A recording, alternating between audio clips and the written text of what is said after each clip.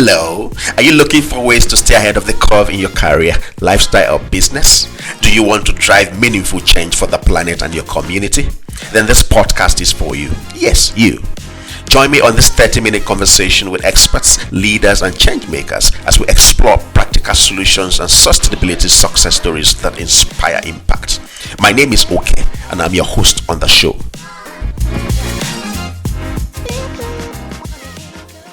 Hello everyone, and welcome to today's SOStainable Podcast. On this show, usually we take you on a brief but yet fascinating love story that explores the intersection of nature, humanity, and society. We bring you light-hearted yet thought-provoking conversations, and more importantly, we share sustainability success stories that inspire positive climate action from individuals, businesses, and communities all across the world.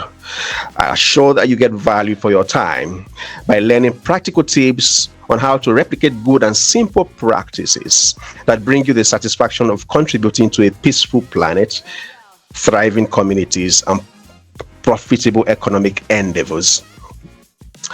Great. For today, we have a very fascinating guest on the show, and it is my pleasure to introduce Jill Poet.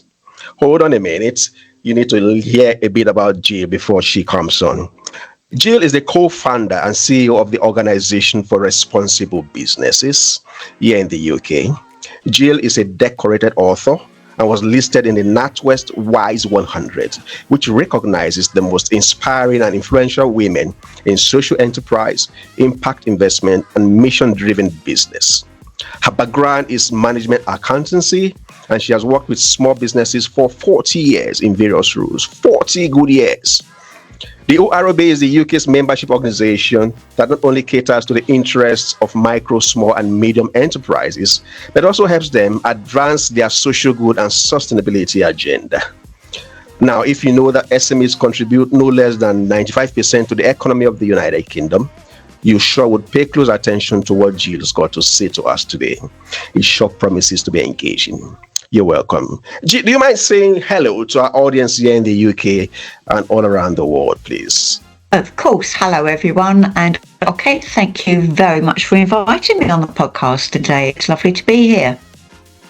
Great. I usually like to start on the light note that tells your story, the trajectory of your sustainability story. So do you mind telling us how you got into the sustainability world, your personal story, career path, and how this has led you to where you are today in what I could call a commanding height in the sustainability industry? Yes, absolutely. As you said, my background is in management accountancy. So actually, I was 40 years working with small businesses in management accountancy. And since then, I've done another 15 years with the Organisation for Responsible Businesses. So we launched 15 years ago. And we launched because at that time, the agenda was very much corporate social responsibility. But it was very much about the corporate world, all the language, all the programs, all the emphasis. And with my small business hat on, I was wondering what was happening in the small business world. And as we looked, we discovered that not much. And as you do, we thought, well, we ought to do something about that. So that was the trigger to develop Orb. And as you'll know, we launched in 2010. That was just after we'd had an economic crash. So we were 18 months, 2 years in development, and we faced quite a lot of challenges doing that. So that ricocheted on for several years. But we were absolutely determined to drive that agenda. I'm passionate about small businesses. And although, I know you talked specifically about SMEs, my passion is actually that smaller end, the sole proprietors and the micro businesses that often don't get enough credit for the work that they do. They account for not 95% of the turnover, but they do account for 95% of private businesses in the UK. So the numbers there is absolutely huge. So I'm passionate about small businesses. including the smaller ones and the medium-sized as well. I'm absolutely passionate about them, seeing them thrive, but I'm particularly passionate about trying to realise the potential they have to make a positive impact on society, socially, environmentally and economically. Now, interesting, when we launched, we had a definition of responsible business that we said a responsible business operates ethically and efficiently, meets and exceeds legislation, and always cares about people and the environment. That's abbreviated slightly. Our approach was what can be called more an ESG approach. So a very holistic approach that says, listen, you guys, you need to be caring about people, you need to be caring about the environment. But of course, you also need to operate efficiently. You need to have systems in place. You need to be transparent. You need to meet legislation. You need to know what it is and to meet it, preferably exceed it. So we launched as a business organisation initially, and we've always had a process for anyone to become a member, to protect the integrity of that membership process. It's not overly onerous, but we want to know that their core values are matched, that it's a good match. But we also have introduced something called the Responsible Business Standard. Yeah, so Julie, if I may caught in, you would have another time, we'll get to the question specifically about the OROB, because, I mean, that's a major point of this conversation. Yeah. I'm just trying to, forgive me for interrupting. No, not at all. Stay on some of the points that you have made. You talk about SMEs, micro businesses, especially not getting the credit that they deserve. You're talking about helping them, to connect and practice ESG, and that's perfect, But do you get a sense that, these sets of businesses are sufficiently plugged into supply chains, whether the national, local, or even global level, because for them to be able to thrive, they need to have access to the opportunities in the global chain, in the UK, in the local communities, possibly globally. What's your take on that, Jill? It depends very much on what their business model is. I mean, we have an awful lot of service providers, a whole raft of different types of service providers, from consultants to marketing, web designers, insurance. They know what their marketplace is, and if they want to be in the supply chain for bigger companies, then they work to be in a place to provide those services, and they understand that increasingly that desire to be sustainable is being driven down the supply chain. Obviously, not everyone wants to work in that bigger business supply chain. Some work B2B with smaller businesses, some work B2C. So it's very variable according to what each individual business does and where they want to go. So that variability is also a factor of validation in the industry. So you see, it's emerging that you see an increasing attention being paid to certifications, accreditations, all sorts of validations, some of which are global, so this can make sustainability, quite challenging, for micro and small businesses. It would require, of course, lots of resource and time commitments that they may not have, or may not even have the appetite to take on. So how should they navigate this? Should they really be bothered about this? How do they go about this from your... Well, let's be clear that not every micro business, not every small business, not every medium-sized business is going to actually want to go down that certification route. Right. And for some, it really is not necessarily appropriate for them. They know what they're doing. They know they're doing the right things. They're talking about it, and they've got in the right place that they want to be. But I do think I agree with you, for a very large percentage, if you are saying that you are a responsible business socially and environmentally, they're just words. You need some sort of evidence for that, and certification is a good idea.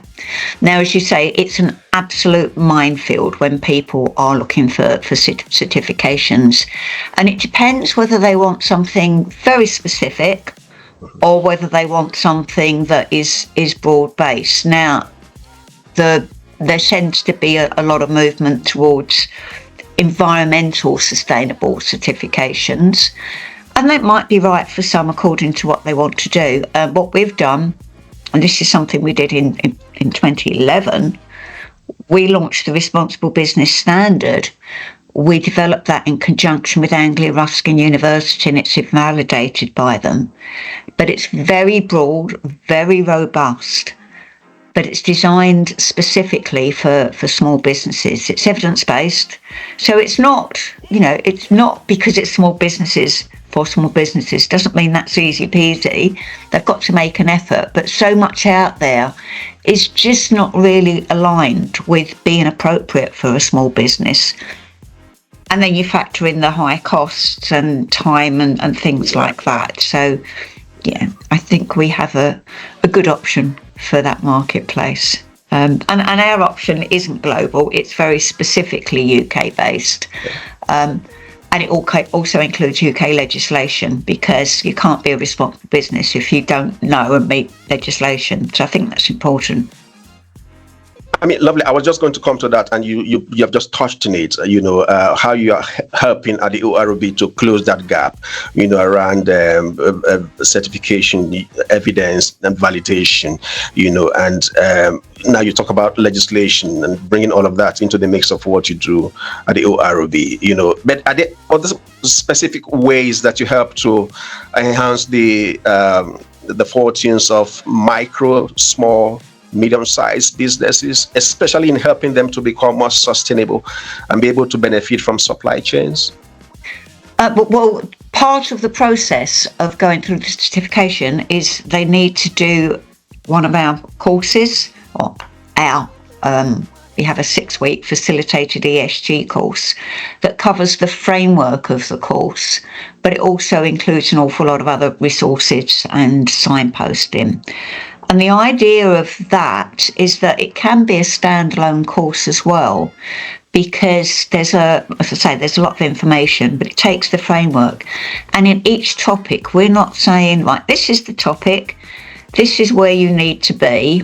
If it's legislation, clearly a lot of that is black and white. But when it's best practice, what we're trying to get those small business owners to do is to look at the topic and for them to think about, well, this is a topic. Am I doing enough in my business?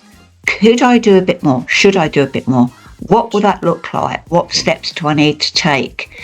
Because for probably the highest percentage of small businesses, most of the stuff that we would talk about is not that complicated. A lot of it is common sense. But the big problem we have in the small business world is there's never enough time to work on the business. We're working in the business. And taking that time out to just sit and delve and look through every single aspect of our business and question ourselves is a luxury most people don't give themselves the time to do, but it is absolutely essential. So yes, it's apart from our normal engagement process, just the messaging we get out, the newsletters with our members, that whole thing of that continual drip feed and keeping people as part of the awareness and the conversation. So that course is a lot of value. It's real value for startups because it will help them ensure that they get everything in place before they launch. And think about how they're going to develop their business, because they've probably launched without any employees, but they might want to quite soon take them on, and they need to know all those things.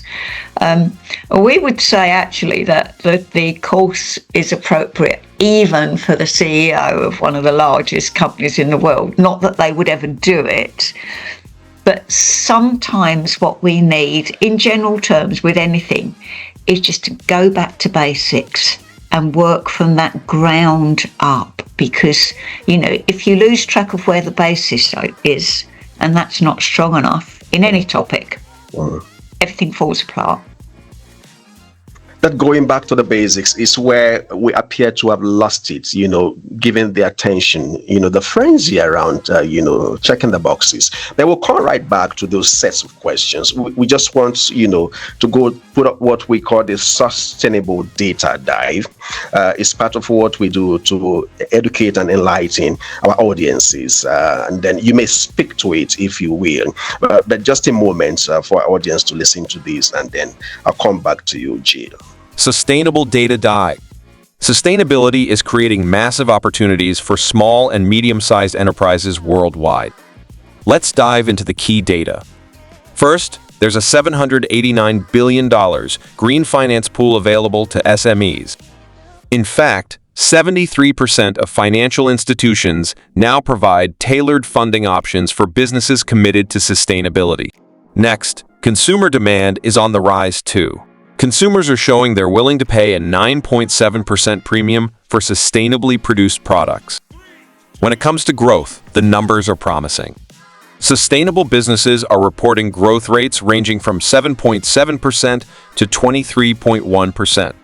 Also, incorporating technology like AI can boost productivity, reduce costs, and help small and medium-sized enterprises operate more sustainably. In conclusion, embracing sustainability isn't just good for the environment, it's great for business too. The time to act is now. So much urgency everywhere, Jill, and you would agree with me that some of the figures, data put here can be quite debatable as standing, but just for transparency's sake, much of it comes from the International Chamber of Commerce and the PwC PricewaterhouseCoopers. I don't know if you want to make a comment on this, otherwise I'll just move on to the next question, Jill. I will do, if you don't mind. I mean, I think to me the first thing is, when we're talking about sustainability, that's not just about the environment. If we think of the UN Sustainable Development Goals, there's 17 goals there, and only 3 are very, very specifically about the environment. So I think it's really important to, and I know obviously the social impact is very important to you, okay? But people forget that, and I think it's incredibly important that when we're talking about sustainability, we don't just think of that as environmental sustainability. The other thing, I would query those figures. Where you look at that amount of money available, you think, wow, that's impressive. I wouldn't mind some of that. But when you dig down, a lot of that is probably for loans or finance for big item stuff. And that often isn't in the realms of availability for small businesses because they've got to be able to pay it back. And again, it's part of the problem. The noise that's out there talks about the big things rather than the small steps. And you actually started about talking about small steps. And again, it's very, very important. The stats in terms of 9-point-something consumers, there's a lot of consumers that definitely wouldn't pay there. So it's a very, very general statistic. And again, what do you mean by sustainability?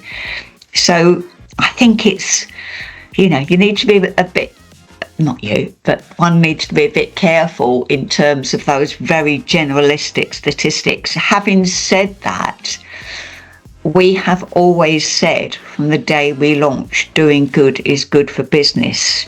So whatever those statistics are and how accurate they are, I wouldn't disagree for a second that by embracing sustainability in all its forms is actually going to help a business thrive and be more profitable for the long term. I mean, amidst the noise out there is the propelling drive, especially for the bigger businesses, right? To be seen to be doing the right thing in terms of sustainability. And the operative word here is be seen to be doing the right thing, not that they may actually be doing it. So there is that thin line, between doing the right thing and greenwashing, and of course the more recent dimension, phenomenon of social washing. From your experience, Jill, how would you say that we're able to have? How can we have safeguards? What kind of safeguards would you recommend, or do you think we have in place, to help us, check greenwashing and the elements of social washing in the dimension of ESG? It's very difficult, especially with the big companies, although obviously people are a little bit more savvy now and they tend to lead a little bit deeper.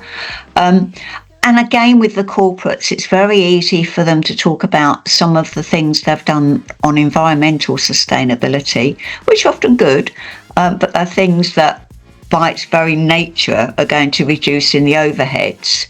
And they might be talking about that, and that might be very true what they're talking about, and yet at the same time they're not looking after their people. That's not high on their agenda. So there's a real disingenuity there, and I think with small businesses the problem is now not so much it's more about green hushing. They're more social hushing. They're a bit more frightened of talking about it because they might be picked up on something that they've said, and I think that is a terrible shame, because we really encourage businesses, whatever it is, whether how they look at people, what they're doing in the local community, the bigger supply chain, the environmental stuff. We absolutely encourage people to talk about it. They should be. But I think just so long as you're sensible, you are obviously transparent, and the key is if anyone queries what you've said, that you can absolutely evidence what you're saying is true. So the danger is always when you use words like I'm sustainable, I'm ethical, those generalizations. You need to be specific so that you can actually validate anything that you say. Now, Jill, a greater danger you may notice, on the global plane, is the resurgence, if you may, of climate denial, climate skepticism, all the talk around Trump 2.0, where there's a rollback, on some of the advances that we may have made in climate action, the social dimension, specifically around EDI, so what some call DEI and all of that. It's quite, disturbing. What's been your reflection on that? How should we be able to push back on those rollbacks? I think it is incredibly disturbing. But what I would say is the old phrase, and I can't quote the phrase, understanding where you can make a difference and where you can't. So that's happening in America, in that big picture stuff. We just need to not let that impact us negatively. I know a lot of people, it has had that really negative impact, but we just need to think, even if no one else in the world does any of the right things in terms of social, environmental sustainability, and we do in the UK, we are creating a better environment in the UK, a healthier, happier environment for the community and for future generations. So I think that's what we need to cling on to, rather than letting it sort of destroy our confidence in what's happening in the world, because I agree, it's quite frightening when you listen to that. And people jumping onto that bandwagon because it makes it easy for them to say, well, why should we be doing that? It's not necessary. Yeah. And that's just opting out. Yeah. I agree. I would like to amplify. I would like to align with your optimism, or rather your disposition to look at it from the side of opportunities. And for the UK and other countries, maybe in Europe, this is just that opportunity, to retain or climb up to leadership in, climate action and net zero and all of that, But again, like you have mentioned earlier, it should not just be about the environmental domain of ESG, and you have clearly, stated it. There should be some more attention as well, to the social responsibility side of things, to the governance and ethical standpoint side of things, but on the practical sense, Jill, what should we do to incentivize that movement to those two other less, engaged domains of ESG and sustainability? Just keep the messaging that it's something that we can all do. We need to support, encourage, celebrate little steps, get people on the first rungs of the ladder, and just keep that messaging going that it's good for business. Celebrate little steps. There's something we do at Sustainability. We try to help businesses of all sizes and shapes to become aware of those opportunities that they could latch on, to improve or to advance on their sustainability journey. And so there's a message we're just going to pop up in the bit just to let people become aware of some decarbonization opportunity that we think would be useful to our audience. Get green, stay clean, and keep ahead. We know how cost can stall the adoption of renewable energy, but here's an opportunity that not only cancels that barrier, but optimizes profits for your business. And in the end, you get clean energy for your operations, demonstrate excellent environmental stewardship, and enjoy a solid brand reputation.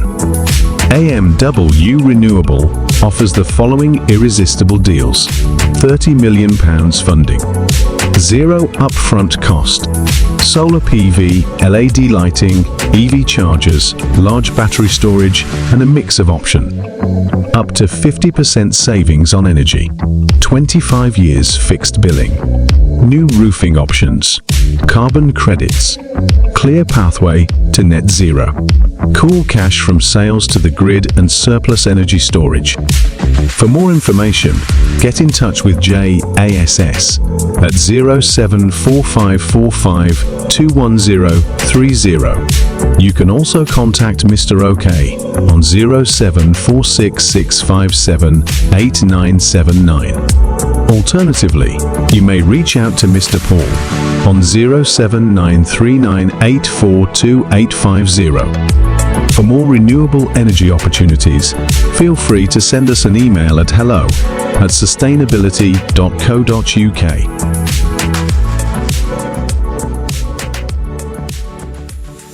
So back to thank you, Jill, for joining us, for staying with us on this conversation. I mean, it's been very engaging listening to your reflections, your thoughts, and of course, the advice that you have been giving on this show.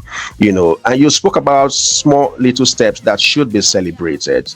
In it, for us as sustainability, we are on to curating, those sustainability success stories that should inspire everyone everywhere, to make those steps, no matter where they are on the journey, whether they just beginning, whether they just want to comply to regulations or they're obligated to their stakeholders, or whatever it is, the reason, just keep making that step, So my question to you at this moment, Jill, is what are those small steps that's often the case are overlooked or they are not seen as important, but generally they get done anyways and they are not mentioned, they are not recognized, they are not celebrated. Can you identify some of those steps so our audience can understand that these things do matter?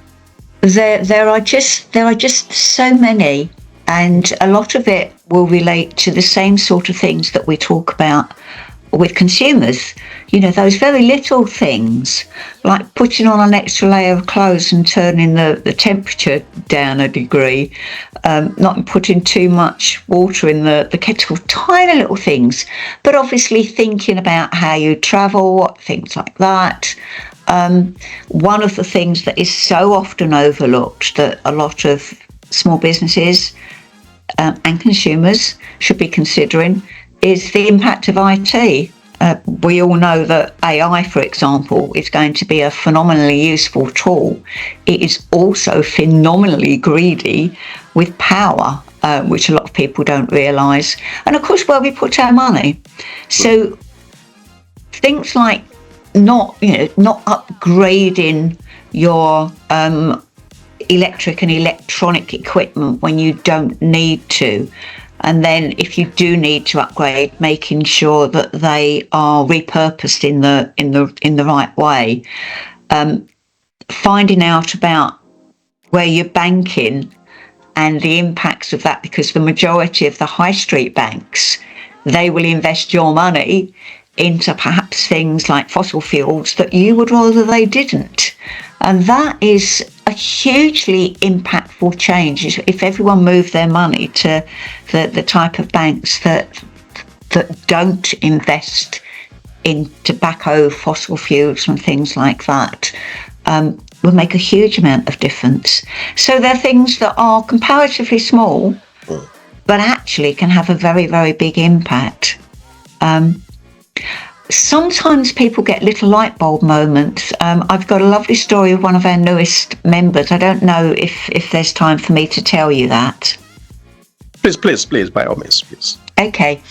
It's a lady called Mercedes, and she launched an event organisation, where she organises events, people. So event planner, especially weddings and big events like that. And she launched in 2018. She was a teacher by background, and she launched this, driven by the pandemic, because and having a child, and it was just something that she found she got a flair for. And when she launched, she didn't have a single thought about sustainability. It wasn't that she didn't care. She just had not thought about it in the perspective of her business. So that's one of the first things that we often do. We'll start something and just don't think about it. Anyway, one evening, she was sitting with her husband and she was watching a wildlife program that was talking about the impact of plastics on wildlife, particularly into the sea, and saw all these creatures with plastic straws up their nose and blooded and terrible. And she said overnight she changed her business model. The next day she changed her website, changed the model. She'd actually got an event booked for a fortnight, hence she cancelled that, refunded the money, found someone to do it, and now, and since that day, that one day she changed overnight, there are no single-use plastics in her business. Now that's an incredibly brave thing to do, but it's that just sudden, oh my goodness, am I having that negative impact on the world because I'm doing X? That's what we need to think about. But not everyone can be that courageous anyways. I mean, that's an outstanding story of courage, and it was. It takes a lot. Yeah, absolutely. Yes. And sometimes, you might have to do things strategically. So do it gradually.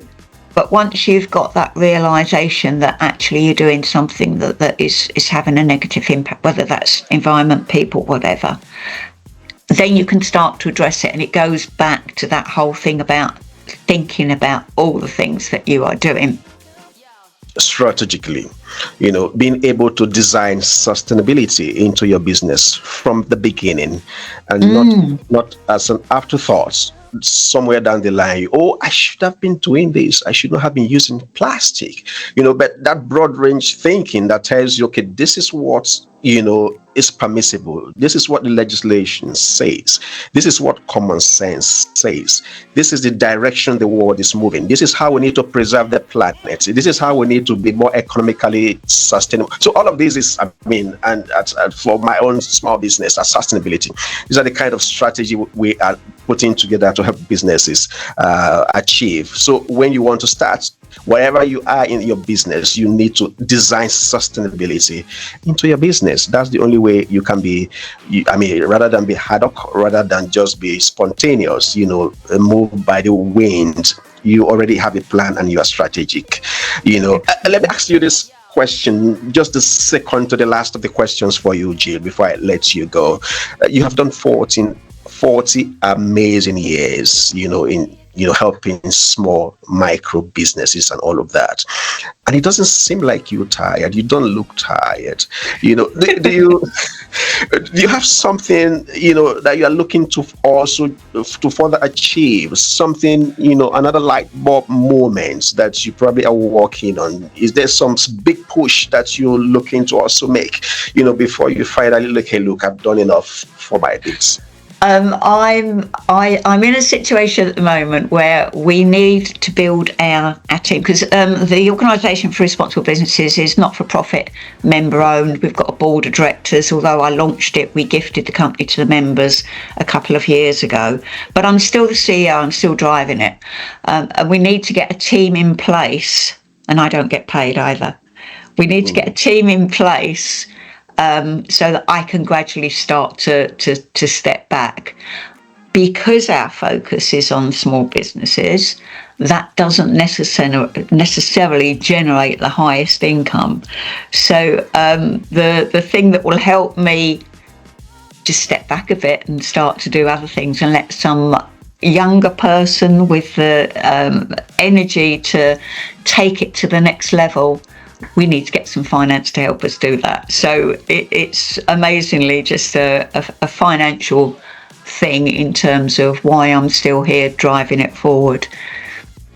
Not that I'm ready to retire, but yes, I would like to maybe cut back a bit. I mean, the smile on your face absolutely tells the story that you still have lots of energy and, and lots of value to offer, and we should be looking forward to that.